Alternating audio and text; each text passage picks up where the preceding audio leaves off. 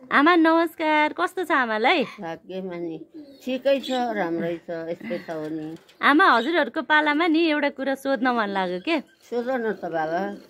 हजुरहरूको पालामा बिहा कति वर्षको उमेरमा गरिन्थ्यो अनि कस्तो हुन्थ्यो उहिलेको चलनहरू सबै भनिदिन्छन् एकचोटि।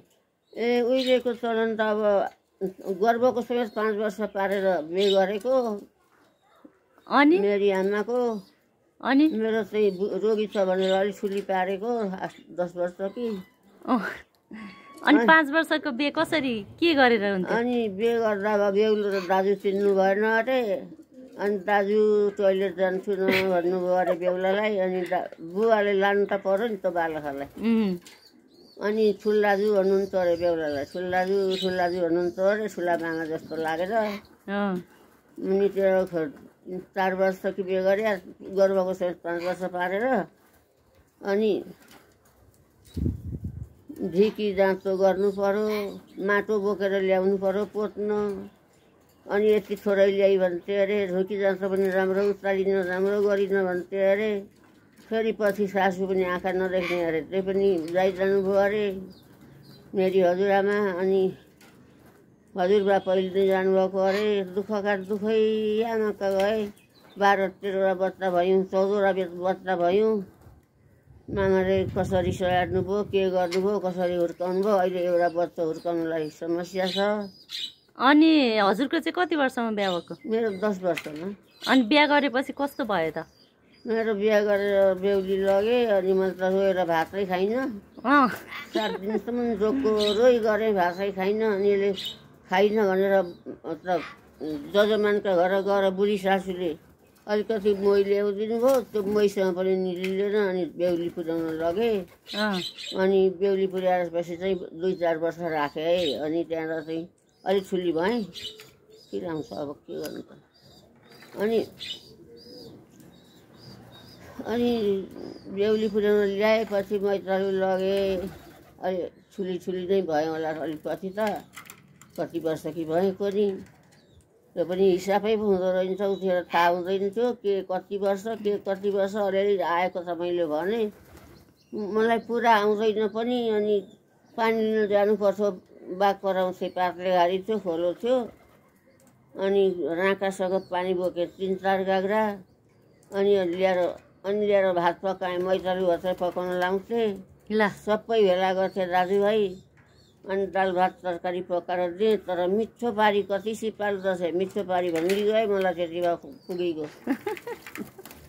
अनि फेरि पछि अर्को बाजी साइड छोप्ने भनेर ल्याएँ। अनि त्यहाँ ल्याएको फेरि ल्यायो अरे। पछि त अलिक ठुली भएँ। अनि यसो गोठो घर धाउन थालेँ, वस्तु हेरिदिन थालेँ, पानी ल्याउन थालेँ। अलिक गरी भएँ। अर्का घरमा बसेर राति दिउँसो ढिकी जाँचो, दिउँसोको मेलो। अनि अब बुवाको कुरा गरिस् त लु। बुवा जन्मेपछि कस्तो थियो? बुवा जन्मिने त मलाई पहिले त थाहा भएन। पछि दिउँसोभरि मकै गोडेँ, बिहानभरि भात पकाएँ, खाना दिएँ, जानलाई धन्दा गरेँ। अनि त्यो पन्जराको पानी ल्याएर ठिक पारेँ। अब यी गोठेबारी यो खन्नु पर्यो भनेर ठिक परेको थिएँ। त्यो पल्ला अड्किया मैले रडारे चुइन्टार भनेँ। अनि तल चुइन्टार गरेर गोठामा दिनभरि सासू बुवाले मकै गोड्यौँ। हो यस्तै घाम गएका थिए। अनि लुलु जा खाजा नि बना, पानी नि भात पनि पका भने बिहानका रातिदेखि नै व्यथा लागेको थियो मलाई। 4 बजेदेखि नै 5 बजेदेखि 4 बजेदेखि नै लागेको थियो। अनि त्यत्तिकै आएर पानी ल्याएँ, भात पकाएँ। खाजा चाहिँ बुढी सासूले त्यही आउँथ्यो होला भनेर मकै भुटिदिनु पर्छ। अनि पानी ल्याएर भात पकाएँ। अनि दाल पकाउनु पनि सकिनँ र बुढी सासूले यसो पिन्दिनु भयो र पकाएँ।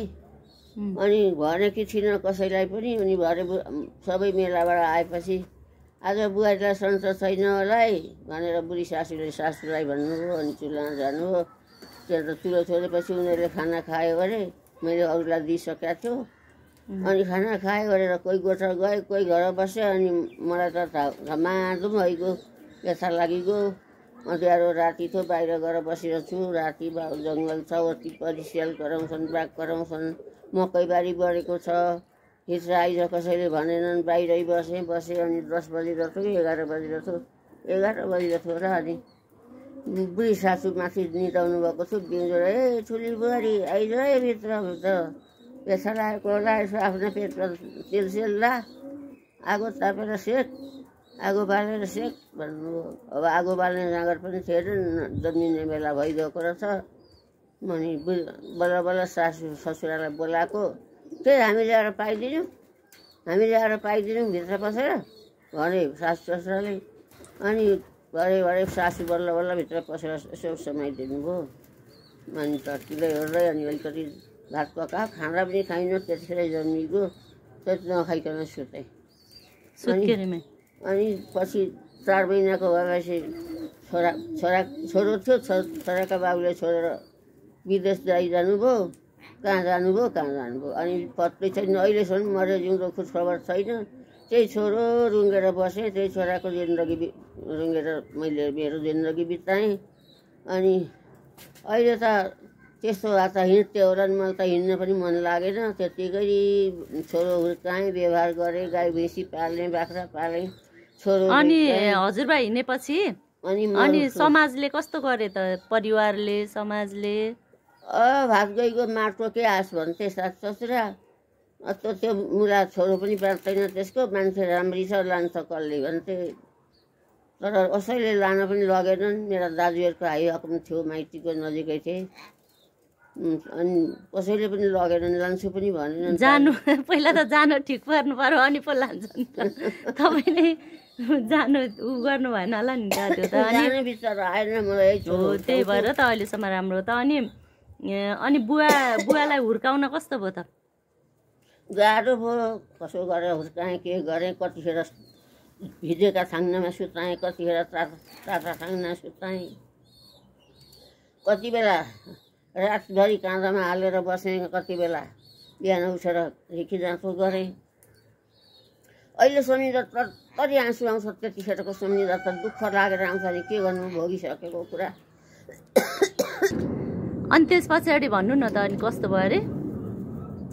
अनि दिनभरि बिहान रातिदेखि बेथा लागेको होइन हुर्काउनेको कुरामा पुगेको थियो नि। ए हुर्काउने त अब बाबु हिँडिगयो भात गइगयो माडको के आस भन्थे सासू ससुरा त्यो पनि मर्छ बाँच्दैन भन्थे बारीतिर फ्याँक्थे। म टिप्न जान्नथेँ बुढी सासूले टिपेर ल्याउनुहुन्थ्यो। बारीमा चाहिँ किन फ्याँकेका? भात खान 1 गाँस भात फ्याँको भनेर। ल 1 गाँस भात मुछ्या त फ्याँको भनेर बारीमा फ्याँक्क दैलाएर परेर पुग्ने गरी बारीमा पुगेर फ्याँकेँ। अनि बुढी सासू हुनुहुन्थ्यो बुढी सासूले गरेर ल्याउनु भयो। म त दिनभरि रुँदा गरेँ।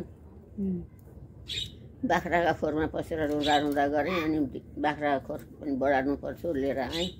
तर दिनभरि चोरी काट टिपेँ फेरि बेलुका अब भात पकाउनु जा भने जान्न मेरो छोरा पिरोल छ म जान्न भनेको गई भएन फेरि भात पकाउनु गएँ। अनि भात पकाएर खायौँ ओऱ्यौँ। अनि अब जहाँ तहाँ ओह्रो हाल्नुपर्ने छ छोरा छ हेर्नै पाउनु छैन। अनि पल्तिर बारीमा डल्ला फोर्नु पनि थियो। डल्ला फोर्न गएँ पहिले। डल्ला फोर्न गएपछि त्यो छोरो ओदानमा परेछ घिउ तताका खोले पकाएका ओदानमा फलामका ओदानमा। अनि त्यो ओदानबाट यहाँ तिग्रो पोलेछ र रुँदो रहेछ। मलाई त्यहीँ बारीमा छु नानीलाई यस्तो भयो आइज भनेन। भरे आफ्नै सुरले पानी सकियो होला भनेर आएकी त मलाई पछ्यायो अनि नआइज है म पानी लिएर आउँछु भने ए फुल्याउ यसलाई त डरियो छ भने फुपू सासूले। अनि फिर्केर हेर्दा तिग्रो सबै डढिएर छ खल्या खुलुक छोरिएर छ। अनि अब म के जान्दिन्थेँ मैले केही गरौँ भने जान्ने भयो कि कसैको नभएको छोरो खुब ठिक पार्छेस् हामीले पनि जानिएछ भन्थे केही गर्दैन थिएँ। त्यति झारसार मार्दै ओर्दै लाउँदै निको चाहिँ भयो धन्न। अनि बाट पढाएँ अलिअलि पढाएँ सुतेर पनि 2 क्लाससम्म त पढाएँ साउँ अर्थेर। अनि त्यहाँबाट अब अलिक ठुलो भयो अनि स्कुलतिर हालिदिएको। स्कुलमा कसले मास्टरले कुटेछन् सानालाई खाजा बनाएको थिएँ खाजा चबाउनै सकेन के हो भनेको सरले कुट्नुभयो भने त्यो सरलाई पनि बोलाएर गाली गरेँ। गाली गरेर अनि त्यो मेरो छोरालाई किन कुट्यौ त्यो एउटा बिरुवालाई भनेको राम्रो पढ्न मानेन। अनि नमाने नपढाउनु नि म पढाउँछु पछि भने अनि गाली गरेँ, फेरि लगेर पढाउनु त। अनि त्यो मेलापात जाँदाखेरि पहिला सानो हुँदा मेलापात जाँदा घरमै छोडेर गइसिन्थ्यो कि कसैलाई जिम्मा लाएर कि के थियो? सानो हुँदा त घरमै छोडेर हिँड्थेँ, तर कसैले भात खुवाउँदा रहन्छन्, पानी खुवाउँदा रहन्छन्, त्यत्तिकै लडन बडन। कहिले गाउँमा जान सकेर घिसिँदै जाँदो रहेछ, कहिले घरमा बस्दो रहेछ। अनि त्यो बच्चा किन बिस्यार पारिस् भनेर गाउँकाले मलाई कराउँथे। म के गरौँ त, छोराछोरी लिएर बसौँ भने मेला जा भन्थे, मेला जानै पर्यो। अनि फेरि गाईका टाँगामुनि बामेश्वर दैनी रहेको हुन्छ, पर्छ बारीमा नि रहेको हुन्छ, बोलाएर कसैले पनि भात खान दिएनछन्। देवर देउरानी पनि सिकुवामा थिए बसेका छुट्टिएर, तिनीहरूले नि बोलाएनछन्। सासु ससुरा घरैमा थिए बोलाएनछन्। मलाई त एउटा छुट्टिएको पनि एउटा सानो झ्याल भएको कोठो दिएको थियो। मकै भाँचेर ल्याएँ, तलबाट हुर फ्याँक्नुपर्छ, गोगा डोको छिर्दैन थियो। हर्ल्याङ हर्ल्याङ गर्छ, एउटा फलेको खेदिएको थियो। त्यति एउटा काँटी ल्याउने पनि मेरो बुद्धि आएन छ। काँटी ठोक्दा त हुने रहेछ, काँटी पनि ठोकिनँ। अनि त्यस्तैमा मकै ओसारेँ, त्यस्तैमा पानी ओसारेँ। पानीको गाग्रो तलैबाट बोकेर घिस्याउँदै लान्थेँ। त्यस्तै गरेर हुर्काएँ बल्ल तल्ल र अनि अलिक पढ्न थाल्यो। फेरि म रोगाएर रगत मुखाबाट खल जान थाल्यो। अनि माइतीले दाजुहरूले ल्याएर तल औषधि गर्छु, भानीलाई पढाइदिन्छु, लु हिँड दाजु जानु भोलिन। अनि अलिक दिन दाजुभाइले चाकर गरेर भानिज पढाए। मलाई औषधि गर्न कहाँ लगे, काठमाडौँसम्म लगे। सबै अस्पताल चारेर त्यहाँ काठमाडौँ पुर्याएपछि म अलिक ठिक भएँ। अनि त्यस्ता दिन भोग्नु पर्दो रहेछ। खाजा खा पनि छैन, भात खा पनि छैन। त्यो बच्चा पाउने दिन त मेरो 5 दिन भएछ भात नखाएको। बिहान उठेर फेरि भात पनि पकाउनै पर्यो, पानी पनि ल्याउनै पर्यो। अनि उनीहरू सबै मेरा गए मलाई छोडेर। अनि टाढाको पानी 4-5 गाग्रा ओसारेँ। अनि फेरि भात पकाएँ, खाना दिएँ। त्यस्तै हो नि, मलाई दुःखका कुरा गरेरै सकिँदैन। उहिले गाह्रो रहेछ है? उहिले त दुःख थिए। अचेलका बुहारीलाई त मैतालुमै जता जान्छु भने पनि लुरुक लाँदा रहेछन्, बेहुलीमै लाँदा रहेछन्। त्यस्तो सुख कहाँ पाउनु र हामीले त।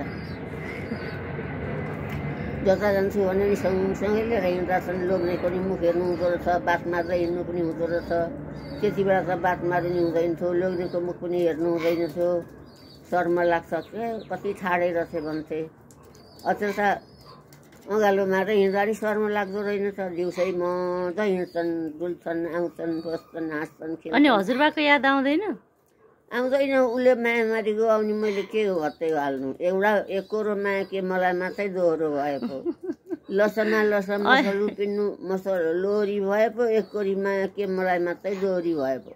अनि अहिले हजुरबासँग भेट भयो भने के गर्ने? बोलिन्छ? अब त भेट भयो नि म चिन्दिनँ। झ्याउ पर्या बुढो भयो होला। म त बुढी भएँ, उनी त बुढो भयो नि। 84, 85, 86, 87 वर्ष लागे। अब के ल, अब आमासँग बोलेर खुसी लाग्यो। हस् आमा, नमस्ते। भाग्यमानी, मेरो त दुःखका कुरा त कहिल्यै सकिँदैन। सुपारी झैँ सिम्टाहरू फल्छन्, मधेसका सुपारी झैँ सिम्टाहरू फल्छन्। निर्दो दुब्लो देखेपछि कमारी झैँ जल्छन्, निर्दो दुब्लो देखेपछि कमारी झैँ जल्छन्।